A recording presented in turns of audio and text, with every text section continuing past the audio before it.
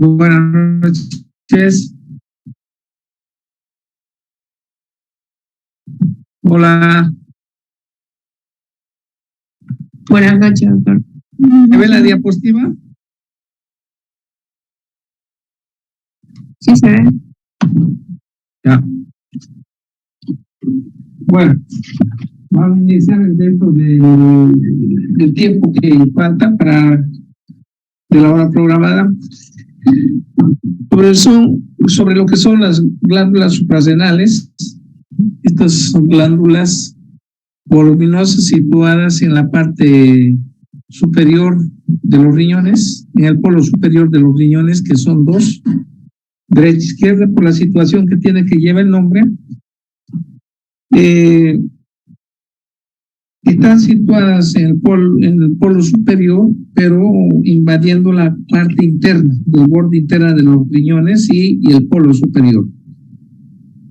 De acuerdo a la posición, las glándulas suprarrenales van a ser altas, bajas y una posición media.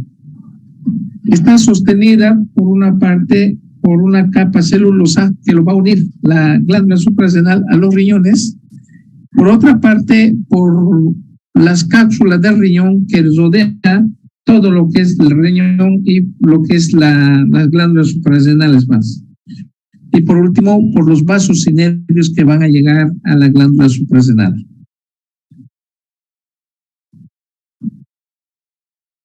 Aparte de la capa celulosa, de la cápsula del riñón y de los vasos y nervios que llegan, además hay 3 ligamentos suprarrenales que van de la glándula suprarrenal hacia la vena cava, a la hepática, arteria hepática y al diafragma. Cada cápsula suprarrenal mide por término medio 30 milímetros de altura por 25 de ancho y 7 a 8 milímetros de espesor. Peso 5 a 6 gramos, lo cual puede llegar y eso hasta 11 gramos. La derecha es algo menos voluminoso que el lado izquierdo, color pardo amarillento, consistencia es blanda. En su configuración externa, la glándula suprarrenal tiene la forma de una coma invertida, ¿no? O de un cono piramidal en el lado derecho y el lado izquierdo de coma invertida. La cabeza se halla en el ángulo costorrenal y la cola descansa sobre el riñón mismo. Se considera en las glándulas suprarrenales 2 caras, 2 bordes, un vértice y una base. La cara anterior plana o puede ser cóncava o convexa. Presenta algo por debajo de la parte media, un surco curvilíneo que constituye el hilio de la misma suprarrenal. La relación de esta cara interna al lado izquierdo va a estar con el bazo, con el estómago, con el páncreas. Entonces, lado izquierdo, con el borde posterior del vaso, con la tuberosidad mayor del estómago y con el páncreas. A la derecha, su relación a través del peritoneo o sin él, en relación con el hígado, con la vena cava inferior y el duodeno. Su cara posterior es menos alta que la precedente, está en relación la porción lumbar del diafragma. Su borde externo, cóncavo, regular más o menos sinuoso, descansa sobre el borde interno de la porción superior del riñón, su borde externo, mientras su borde interno casi vertical está en relación con el plexo solar, con los ganglios semilunares, y esta relación además en el lado derecho con la vena cava inferior y con el duodeno, y en el lado izquierdo con la aorta. De vértice mira hacia arriba y adentro. La base descansa cuando es posición alta en la parte superior del riñón, cuando es posición baja va a descansar sobre lo que es el pedículo. De esta manera, entonces, los riñones llevan la forma de una coma invertida. El lado derecho es algo pirámide parecida al pirámide triangular, el lado izquierdo es en sí como esa coma invertida que mencionaba. Cara anterior, cara posterior, y además llevan borde externo, borde interno, un vértice y una base. La constitución anatómica en el riñón, en la cápsula suprarrenal, se compone de una envoltura cubierta fibrosa y un tejido propio. La envoltura fibrosa, una cubierta resistente, rodea por completo la cápsula suprarrenal. Desde la superficie exterior envía prolongaciones conjuntivas a las paredes de la cavidad del espacio suprarrenal. Por su cara interna, superficie interna, envía al tejido propio otros tabiques laminados. Aparte de la envoltura propia, los riñones o las glándulas suprarrenales también van a tener el tejido propio, compuesta por dos sustancias, una la periférica y la cortical, y la más profunda es la medular. Cortical de consistencia dura, que se presenta 2/3 partes de la cápsula, es más gruesa esta, y la otra parte es la parte medular. La parte medular es más blanda, friable, más vascularizada, a diferencia de la cortical, que es de consistencia más dura. La irrigación de las glándulas suprarrenales está por arterias suprarrenal superior, media e inferior. La superior de la diafragmática inferior se origina, la media de la aorta abdominal y las inferiores de las renales. Las venas van a ser tributarias a la vena cava inferior, las derechas, y la izquierda la vena central que desemboca la vena renal izquierda. Inervación por el plexo solar.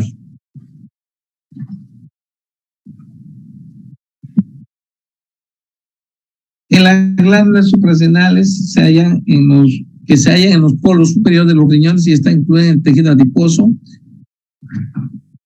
Forma piramidal, la derecha mencionada y la izquierda en forma decreciente o coma invertida. Va a secretar a nivel cortical hormonas esteroides y a nivel medular las catecolaminas. La glándula suprarrenal está formada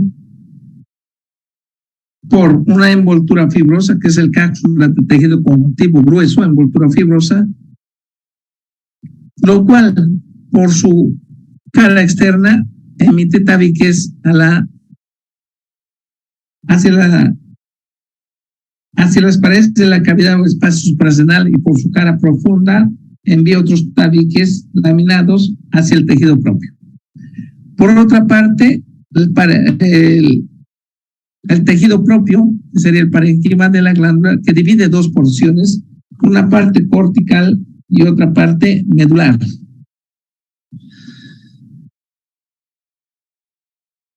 La porción amarilla casi se presenta 80-90% de la porción denominada la corteza, o en lo general 2/3 partes de esos datos mencionamos. La corteza es la porción que va a secretar las hormonas esteroideas y está debajo de la cápsula suprarrenal. Y la médula es la porción secretora de las catecolaminas. Está cubierta más profunda, tiene ubicación profunda y está rodeada por la corteza. Por la corteza informa el centro de la glándula.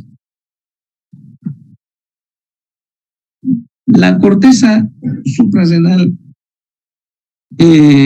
se subdivide en 3 zonas: zona glomerular, zona fascicular y la zona reticular. En 3 zonas se va a dividirse la corteza suprarrenal.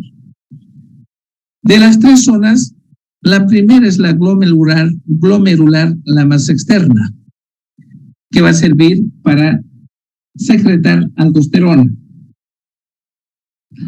Aldosterona que actúa en la regulación de la presión arterial, para participar en el sistema de renin-angiotensina, aldosterona, ¿no? Aldosterona regula la presión arterial, cuya acción va a ser actuar a nivel de los túbulos contorneados tales de las nefronas, donde va a absorber sodio a cambio de potasio. absorbe sodio, pierde potasio. Al absorber sodio, por detrás agua va a seguir y así, cuando va a empezar a regularse, las hipotensiones y las presiones comenzarán a subir. Actúa sobre los túbulos contorneados distales de los riñones. También, por otra parte, actúa en la mucosa gástrica, en las glándulas salivales, en las glándulas sudoríparas, donde participa también en la reabsorción de sodio, igual que en los túbulos distales de las nefronas. Las células de esta zona glomerular secretan mineralocorticoides que son compuestos que intervienen en la regulación de la homeostasis del sodio y potasio y en el equilibrio hídrico, ¿no? Según el equilibrio hidroelectrolítico. Eso sería entonces la zona glomerular que va a secretar la aldosterona. Esta zona glomerular en sí no está regulado, ¿no?, por el ACTH. Su regulación de la zona glomerular va a ser por el sistema renina, angiotensina, aldosterona. Aquí no va a participar el ACTH, lo cual en las células corticotropas que se produce en la adenohipófisis. La hipófisis no va a tener comando sobre la zona glomerular. La zona glomerular, su regulación va a ser por el sistema renina, angiotensina, aldosterona. Cuando va a comenzar a activarse, cuando los niveles de presión disminuyan para que se libere la renina. La renina convierte a la angiotensinógeno, precursor de angiotensina 1, angiotensinógeno que se produce en el hígado, a este angiotensinógeno convierte en angiotensina 1 y la 1 se convierte en 2 por acción de la enzima convertida de angiotensina 1 en 2, que se va a originarse en endotelios pulmonares. Desde ahí, la angiotensina 2 es el que va a actuar sobre la glándula suprarrenal en la zona glomerular para la liberación de la aldosterona. De esa manera, su regulación de esta zona va a ser por el sistema renina-angiotensina-aldosterona. La zona glomerular, sobre esto, no va a participar la zona fascicular ni en la zona reticular, ni en la zona reticular ni en la zona fascicular. El sistema renina-angiotensina-aldosterona no va a participar. Sobre estas dos últimas zonas, en la zona fascicular y reticular, lo que va a participar va a ser el ACTH, la corticotropina. La otra zona de la corteza, aparte de la zona glomerular, tenemos la zona reticular, la parte intermedia.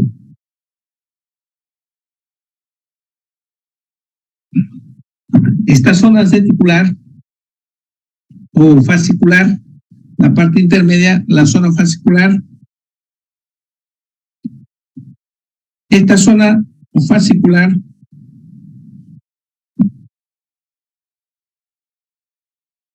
va a secretar los glucocorticoides, que va a participar en la regulación de metabolismo de la glucosa, la gluconeogénesis, participa en la lipólisis, no en el metabolismo de los ácidos grasos, y participa en el catabolismo de las proteínas, moviliza las proteínas.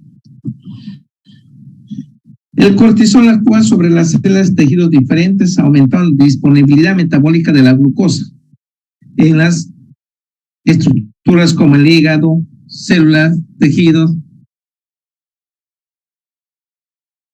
Entonces, va a ser de que niveles de glucosa a nivel del plasma aumenten. Y además de ese exceso de glucosa, hace de que parte de esto sea almacenado como glucógeno en el hígado. Y aparte de eso, va a inducir también la gluconeogénesis a partir de las otras aportantes de energía de los lípidos excedentales a partir de aminoácidos en nuevas glucosa. Entonces va a aumentar la disponibilidad metabólica de la glucosa en el hígado, en las células, en los diferentes tejidos. Para estos va a poner disponibilidad, mayor concentración de glucosa. Este glucocorticoide tiene efectos distintos, actúa sobre el tejido adiposo y otros tejidos para aumentar la glucosa y ácidos grasos. Por eso, la zona fascicular, los glucocorticoides que va a producir, entonces participa en gluconeogénesis, lipólisis y aumento del catabolismo de las proteínas. Además, aparte de participar en la gluconeogénesis, lipólisis, aumento del catabolismo de las proteínas, también inhibe las respuestas inmunes inflamatorias. La otra zona es la zona reticular, secreta gonadocorticoides y andrógenos, que son de hidroepiandrosterona. Las células de esta zona son más notables que se haya dispersado en los cordones anastomosadas separadas por calibre fenestral. La secreción principal de esta zona son andrógenos débiles.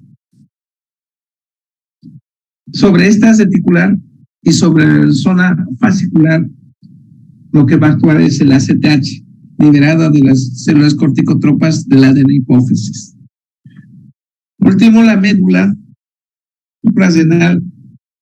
La médula posee dos tipos de células cromáfines y las células ganglionares.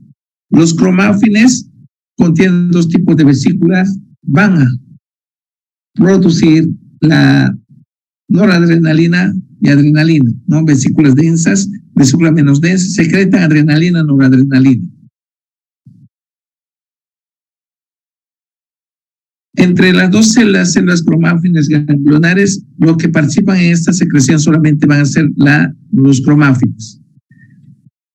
Estas catecolaminas, adrenalina, noradrenalinas, son secretadas por la influencia de acetilcolina, que es la hormona de la felicidad. La interacción de las catecolaminas y los glucocorticoides prepara al organismo para el esfuerzo extremo, para la lucha o huida.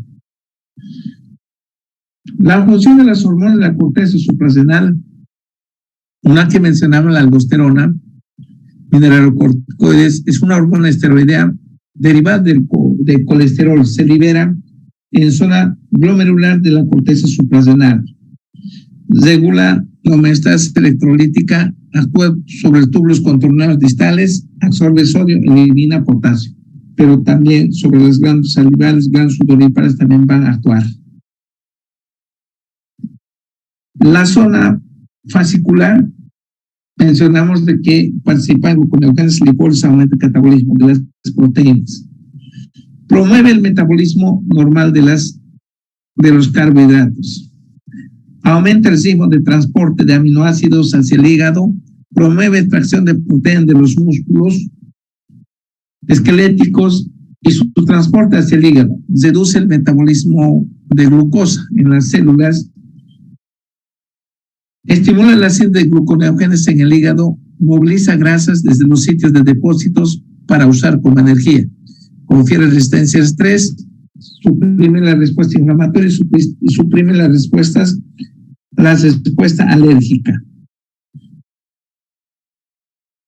Con aumento de ese glucocorticoide, entonces, los niveles de glucosa van a estar en mayor disposición a nivel del plasma, porque como reduce el metabolismo de la glucosa por las células, promueve el metabolismo de los carbohidratos, y a partir de las otras de aminoácidos de los líquidos también la gluconeogénesis va a promover. Por otra parte, suprime respuesta inflamatoria y las respuestas alérgicas. Las otras hormonas de la zona reticular son los monocorticoides de hidroepiandrosterona. Induce efectos masculinizantes débil con una concentración sérica normal en función suele ser insignificantes. La médula suprarrenal, donde están las células cromáfines y las células glandulares. Los cromáfines participan en la producción de las catecolaminas, adrenalina, noradrenalina. Aumenta la frecuencia cardíaca, la adrenalina, noradrenalina, estamos hablando de esto. Aumenta la presión arterial, aumenta la frecuencia respiratoria. estimula la conversión de glucógeno a glucosa, aumenta la transpiración, dilata los bronquios, reduce el flujo sanguíneo hacia las vísceras y la piel, disminuye la digestión, disminuye la producción de la orina. De esta manera, al provocar frecuencia cardíaca aumentada, frecuencia respiratoria aumentada, presión arterial, cuando hay cuadros alérgicos, primeramente actuamos con lo que es los antihistamínicos. Si no se resuelve con esto, con los glucocorticoides, en última instancia podemos utilizar también lo que es la adrenalina subcutánea. Por el mismo efecto de que hay broncodilatación, provoca, y por otra parte reduce el flujo sanguíneo a nivel de la piel.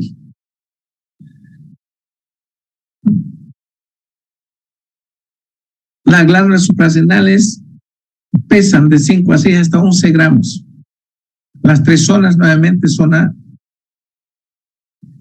glomerular, que produce aldosterona, zona fascicular, glucocorticoides, zona reticular, produce los andrógenos débiles. La médula produce adrenalina, noradrenalina, que es la epinefrina y norepinefrina, lo mismo, ¿no? Permite movilización de energía de sitios de almacenamiento, prepara el cuerpo para la actividad muscular, incrementando la glicemia, incrementando el rango cardíaco, presión arterial. Aumenta frecuencia cardíaca, aumenta presión, aumenta la frecuencia respiratoria, reduce el flujo sanguíneo de las vísceras y la piel, estimula la conversión de glucógeno a glucosa, induce dilatación bronquial, disminuye la digestión, disminuye la producción de orina. El metabolismo de la enzima es metabolizado por la enzima monoamino oxidasa, produciendo las metanefrinas ácido vanil-mandélico. La corteza suprarrenal produce las tres clases principales de hormonas: glucocorticoides, mineralocorticoides y precursor de andrógenos suprarrenales, de hidroepiandrosterona.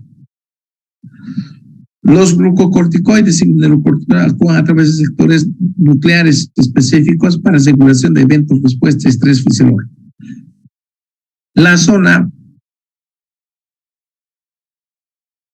Lo que es la zona glomerular y zona fascicular, la zona glomerular regulada por el sistema renina-angiotensina, aldosterona, la zona glomerular, la fascicular y reticular. Sobre esto va a participar la regulación, el ACTH.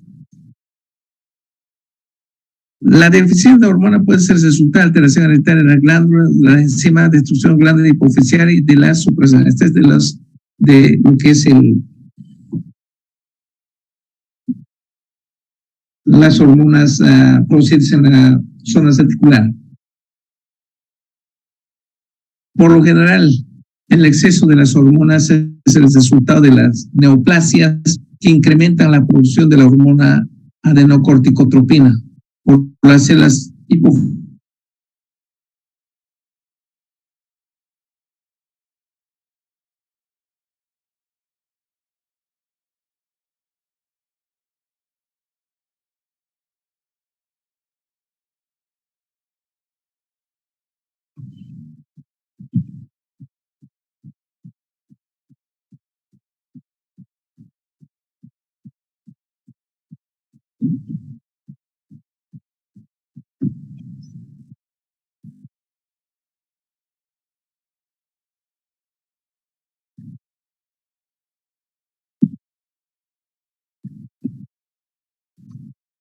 Trastorno de la corteza suprarrenal.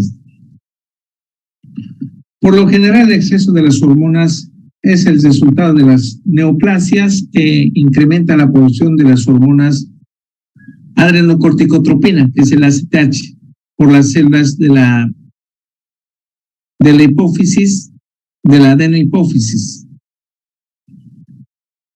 La producción de los glucocorticoides por la zona fascicular y los andrógenos suprarrenales que se producen en la zona reticular están bajo el control del eje hipotálamo hipófisis suprarrenal.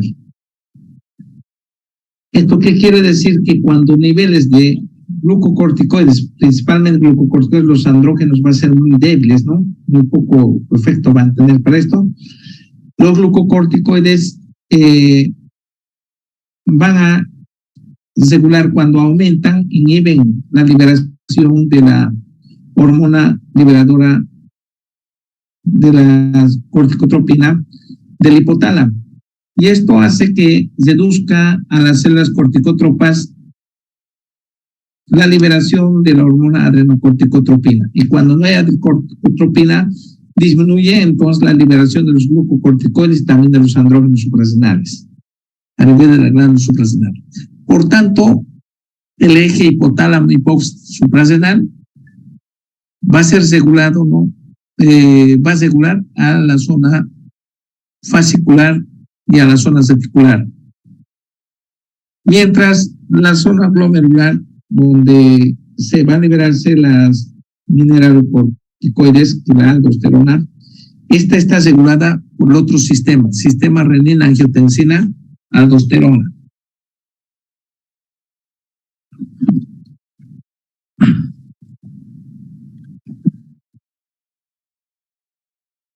Esta es una imagen del cortisol, de los glucocorticoides, que cuando aumenta su producción, lo que va a hacer es restar la liberación a partir del hipotálamo, la liberación de la hormona liberadora de corticotropina.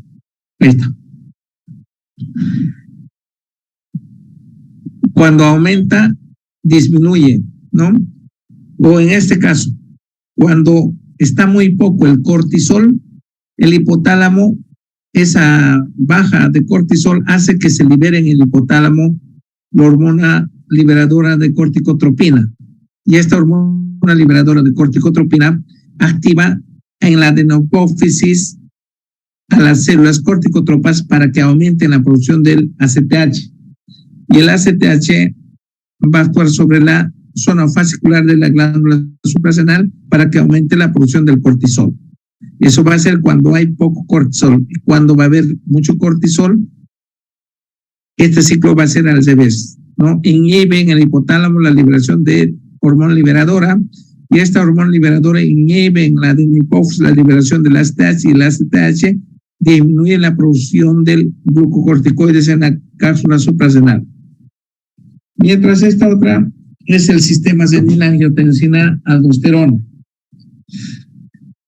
Lo cual, cuando va a existir disminución de la presión arterial, la perfusión renal, cuando va a disminuir, en las células intraglomerulares se va a liberarse la renina.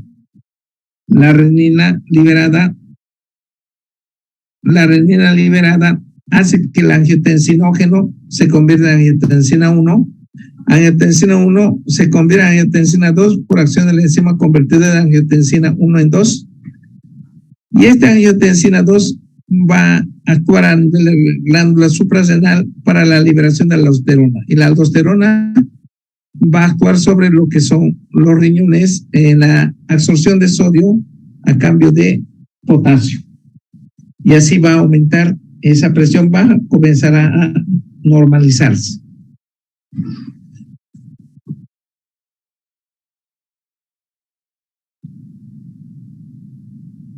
La síntesis de los receptores, la síntesis de la estimulación del ACTH, la biosíntesis metabólica y la acción de las hormonas esteroideas va a actuar de la siguiente manera, donde lo que son los receptores melanocortin 2R van a interactuar con lo que son las proteínas accesorias de melanocortin 2 del sector denominada MRAP. Estos dos, al interactuar,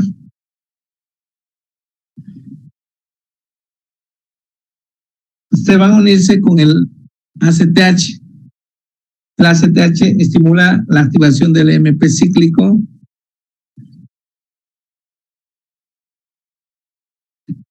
La MP cíclico produce la regulación ascendente de la vía de señalización de la sinasa A de las proteínas. Y la activación de la proteosinasa A repercute sobre los esteroidogénesis de tres maneras. Una va a ser en los receptores, una va a ser incrementa el ingreso de ésteres de colesterol dentro de la célula. Otra va a ser aumentar la actividad de la lipasa sensible a las hormonas.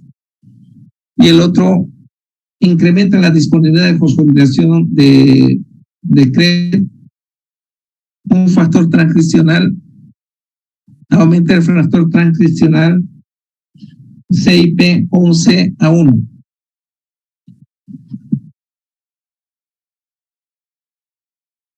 Todas las vías de esteroidogénesis requieren de importancia de colesterol al interior de los mitocondrios y un proceso que inicia por la acción de la proteína reguladora de esteroidogénesis aguda.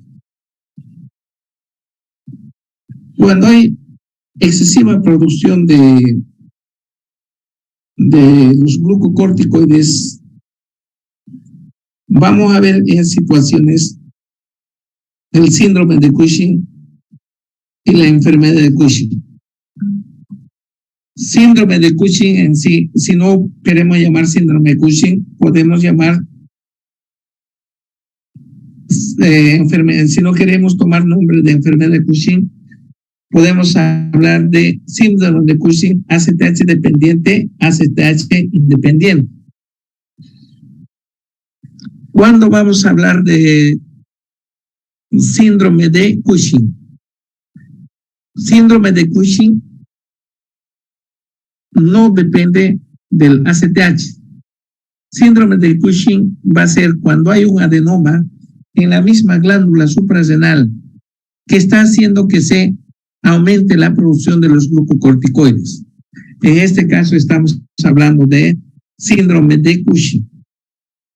Repito, cuando hablamos de síndrome de Cushing, cuando hay hiperproducción de glucocorticoides, pero la causa va a ser adenoma de la misma glándula suprarrenal. El problema está en la glándula suprarrenal. Nada tiene que ver adenopófisis ni hipotálamo. En este caso hablamos de síndrome de Cushing, ACTH no dependiente o simplemente síndrome de Cushing. Y la otra es la enfermedad de Cushing, cuando el adenoma esta vez va a estar en la adenopófisis y esta está haciendo que se libere mayor cantidad del ACTH que está actuando sobre la misma glándula suprarrenal para que la suprarrenal produzca mayor cantidad de glucocorticoides. En este caso hablamos de enfermedad de Cushing. O simplemente podemos llamar síndrome de Cushing ACTH dependiente. Bueno, vuelvo a recalcar. Una es enfermedad de Cushing. En la enfermedad de Cushing, el ACTH sí participa porque el adenoma está en la adenohipófisis. Enfermedad de Cushing. Enfermedad de Cushing, u otra forma de llamar sería síndrome de Cushing ACTH dependiente. Y la otra sería síndrome de Cushing, cuando para la hiperproducción de la hormona glucocorticoides no participa el ACTH, porque el adenoma está en la misma glándula suprarrenal. A eso se llama síndrome de Cushing o simplemente podemos llamar síndrome de Cushing no ACTH dependiente. Entonces diferenciamos síndrome de Cushing y enfermedad de Cushing. Hiperproducción de la glucocorticoides con un adenoma que se encuentra en la glándula suprarrenal. ¿A qué va a corresponder? ¿A enfermedad de Cushing o a síndrome de Cushing? A síndrome de Cushing. Un adenoma en la adenopófisis está hiperproduciendo el ACTH y este ACTH está hiperestimulando a la glándula suprarrenal para que produzca mayor cantidad de glucocorticoides. En este caso es la enfermedad de Cushing.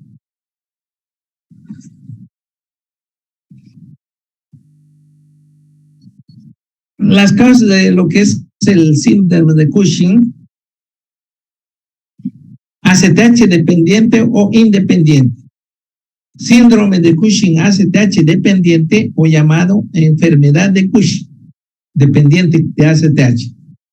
Entre lo que es el enfermedad de Cushing y síndrome de Cushing, en su presentación el mayor porcentaje va a ser el de la enfermedad de Cushing en relación al síndrome de Cushing. Dependiente del ACTH en un 90%, de los cuales la enfermedad de Cushing va a ser en un 75%, de ese 90% que se presenta, el 75% es consecuencia de un adenoma hipofisiario, hiperproductor del ACTH. Y el resto, 15%, va a ser como consecuencia de secreción ectópica de ACTH por oncógenos de tumores cancerígenos, ya sean pancreáticos, bronquiales, pulmonares, etcétera, que están haciendo que se libere el ACTH. Entonces ahí tenemos enfermedad de Cushing, ¿no? El adenoma es el principal causante. Ahora, en el síndrome de Cushing o síndrome de Cushing no ACTH dependiente, representa el 10% en relación al otro. Los adenomas suprarrenales de 5 a 10% y los carcinomas 1%. Pero además hay que considerar también la causa iatrogénica por la administración de los glucocorticoides exógenos para tratar diversas enfermedades inflamatorias cuando utilizan cortisol en excesiva cantidad y durante tiempos prolongados. Los glucocorticoides afectan casi todas las células del cuerpo. Por lo tanto, los signos del exceso de cortisol impactan en múltiples sistemas fisiológicos con la regulación ascendente de la gluconeogénesis, lipólisis y aumento del catabolismo de las proteínas. Entonces, según el catabolismo de las proteínas, lo que ocasiona las características más importantes, ¿no? Además del exceso de secreción de los glucocorticoides, sobrepasa la capacidad de 11 hidroxiesteroides hidrogenasa 2 para transformar con rapidez el cortisol a cortisona. De este modo realiza acción del corticoide, manifestando además en el síndrome de Cushing va a aparecer hipertensiones por esta causa, hipoglucemia y edemas. El exceso de glucocorticoides también interfiere en los sistemas regulatorios centrales, ocasionando supresión de las gonadotropinas, con su siguiente hipogonadismo, amenorreas, y así como supresión del eje hipotálamo hipofisiario tiroides, con la disminución de secreción de hormona TSH. Las manifestaciones del síndrome de Cushing, hay manifestaciones específicas, inespecíficas. Las manifestaciones inespecíficas están obesidad, diabetes, hipertensión, hirsutismo y depresión. De los cuales más notable, la obesidad, diabetes, hipertensión, ¿no? Obesidad de cualquier otra causa, puede haber diabetes también de causa propio, día 1 o 2 que puede tener hipertensión. Pero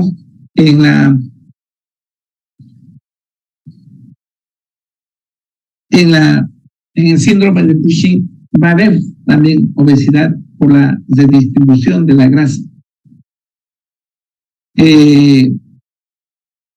Va a distribuir la grasa en forma centrípeta, o sea, desde tejido celular subcutáneo de los miembros superiores, miembros inferiores, las partes periféricas, lo vas a distribuir a las partes centrales, ¿no? O sea, a nivel del cuello de búfalo, que va a formar a nivel central, como obesidad central lo va a llevar. Entonces va a haber distribución de grasa para que haya obesidad. Diabetes, ¿por qué? Los glucocorticoides exagerados participan en la gluconeogénesis, ¿no?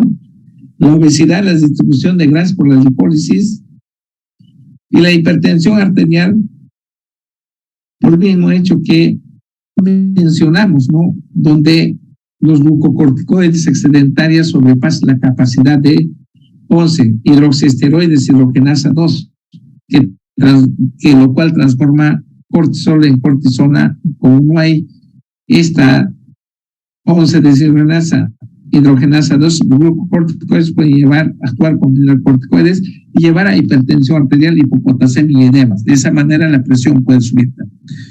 Por lo tanto, la valoración clínica minuciosa es un aspecto importante de la evaluación de los casos sospechosos. Se debe sospechar síndrome de Cushing cuando en un mismo paciente se identifican varias características clínicas que son características específicas.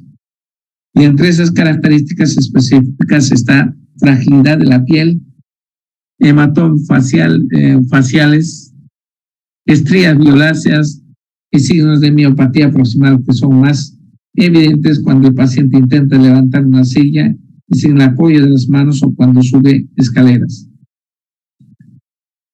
Esas van a ser entonces las manifestaciones más específicas. Fragilidad de la piel, hematomas faciales, estrías violáceas, signos de miopatía proximal. Bueno,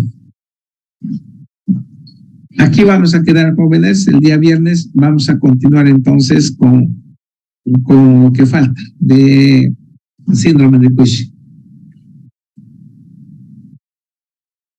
Buenas noches. Hasta luego. Recording.